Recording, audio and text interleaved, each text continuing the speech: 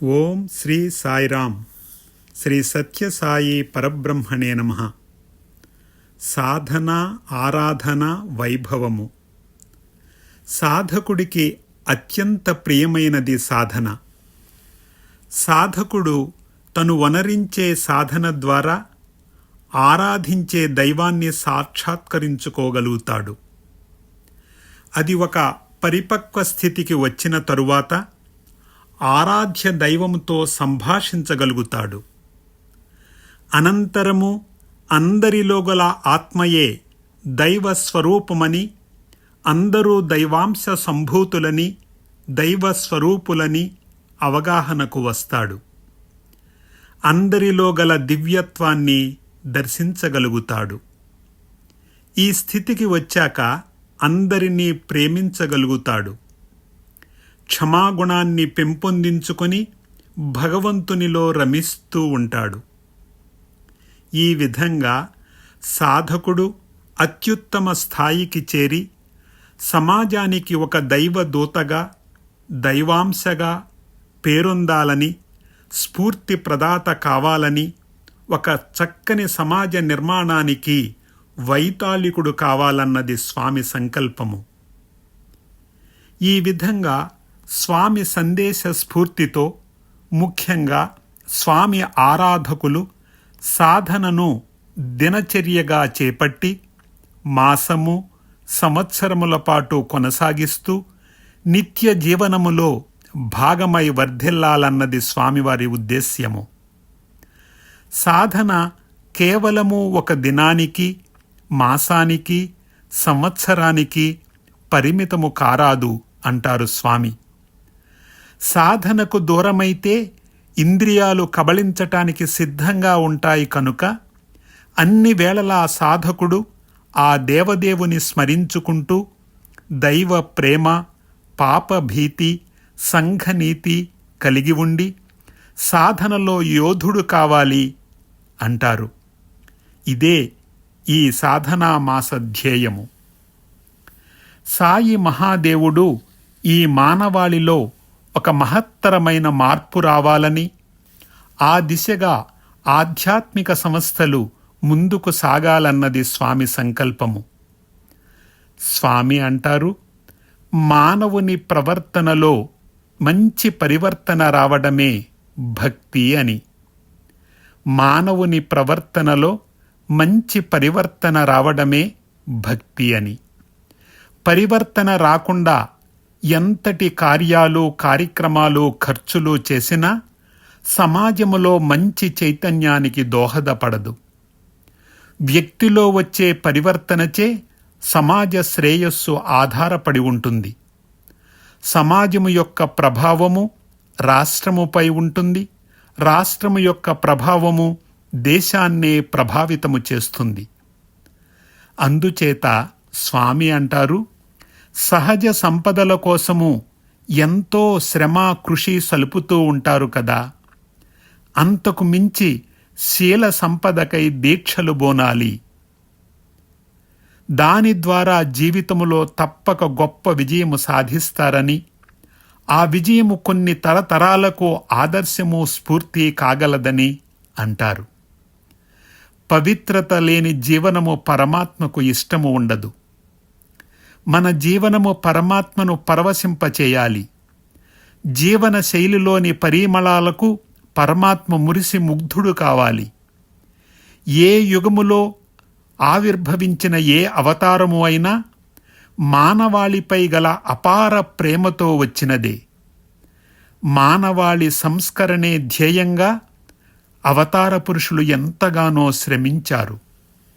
ఉపదేశాల ద్వారా, ఆదేశాల ద్వారా, ఆచరణల ద్వారా, బోధనల ద్వారా, ప్రబోధాల ద్వారా, దర్శనముల ద్వారా, సందర్శనముల ద్వారా, రచనల ద్వారా, సంభాషణల ద్వారా, సమాలోచనల ద్వారా, సాక్షాత్కారాల ద్వారా, హృదయములో కలిగించే తలంపుల ద్వారా, కలల ద్వారా, కమనీయ కథల ద్వారా, దివ్య గానాల ద్వారా, యజ్ఞాల ద్వారా, యాగాల ద్వారా, దానాల ద్వారా, ధర్మాల ద్వారా, సేవల ద్వారా అవతార పురుషుడు ప్రతి కర్మ మానవాళి మనుగడకు మహోపకారంగా ఉండాలన్నదే స్వామి ధ్యేయము.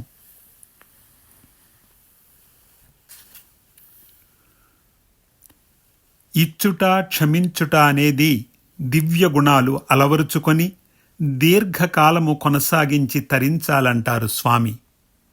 దీనికి గొప్ప ఉదాహరణ ప్రతి ఇంట్లో ఉండే ఒక దివ్యమూర్తి. ఆ దివ్య మంగళమూర్తి పేరే అమ్మ.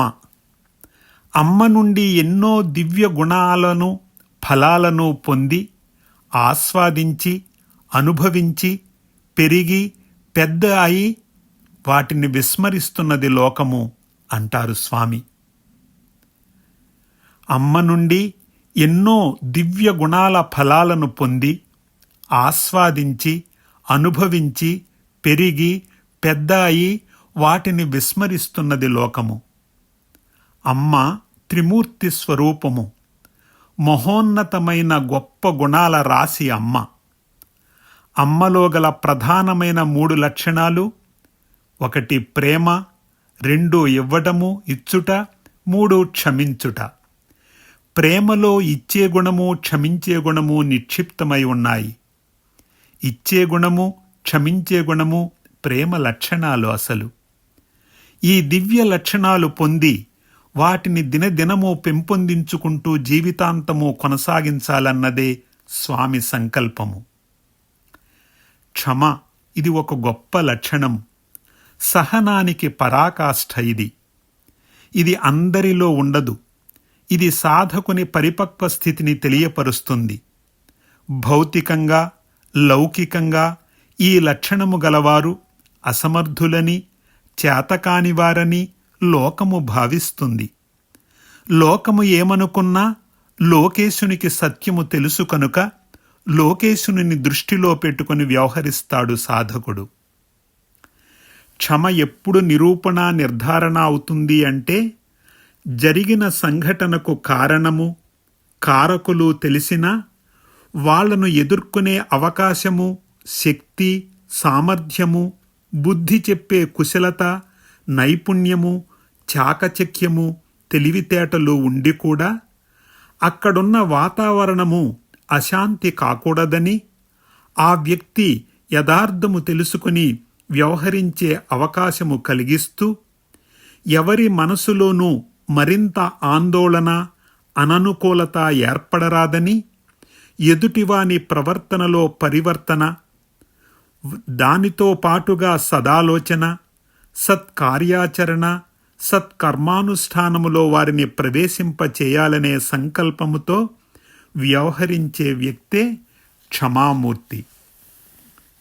క్షమలో దయ జాలి ప్రేమ కరుణ ఆర్ద్రత సహనము త్యాగము దాగి ఉన్నాయి. క్షమ ఇచ్చే గుణాన్ని పెంచుతుంది.